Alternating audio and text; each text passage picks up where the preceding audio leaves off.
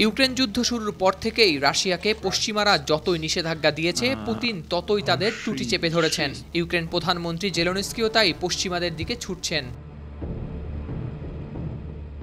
পশ্চিমারা অস্ত্র দিয়ে আগলে রাখছে তাকে, যেন পুতিনও তার বাহিনীকে নিয়ন্ত্রণে রাখে। তবে পশ্চিমারা যতই হুমকি ধামকি দিচ্ছেন, পুতিনও তার বাহিনীকে সামনে এগোতে বলছে।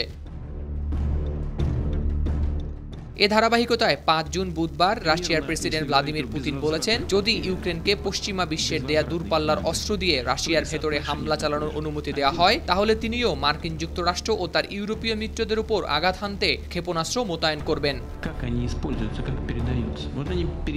আন্তর্জাতিক সংবাদ সংস্থার জ্যেষ্ঠ সাংবাদিকদের সঙ্গে সামনাসামনি বৈঠকে এই হুঁশিয়ারি দিয়েছেন পুতিন। এ সময় তিনি বলেন, রাশিয়া কখনোই পারমাণবিক অস্ত্র ব্যবহার করবে না। পশ্চিমাদের ধারণা ভুল। পারমাণবিক নীতিকে হালকাভাবে নেয়ার কোনো সুযোগ নেই।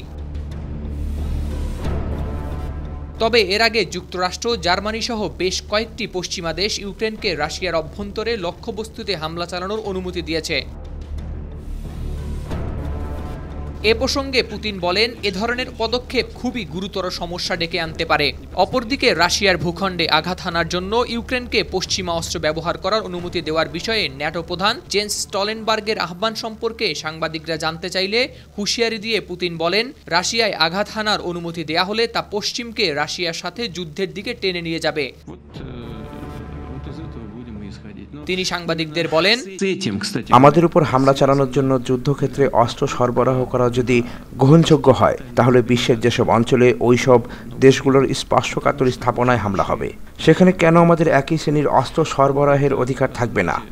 প্রতিক্রিয়া সমান সমান হতে হবে এবং আমরা বিষয়টি নিয়ে ভাবব।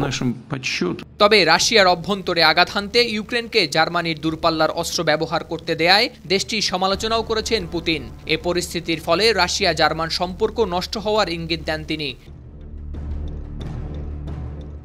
অপরদিকে রাশিয়া ন্যাটোভুক্ত দেশগুলোর কোথাও হামলা করবে কিনা সে প্রসঙ্গে জানতে চাইলে তিনি বলেন, আপনারা রাশিয়াকে শত্রু বানাবেন না, আপনারা শুধু নিজেদেরই ক্ষতি করছেন।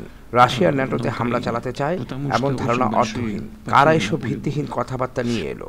তবে রাশিয়া কোন কোন দেশে অস্ত্র সরবরাহ করতে পারে এই সংবাদ সম্মেলনে স্পষ্ট করেননি পুতিন। হাওলাদার শামীম, RTV।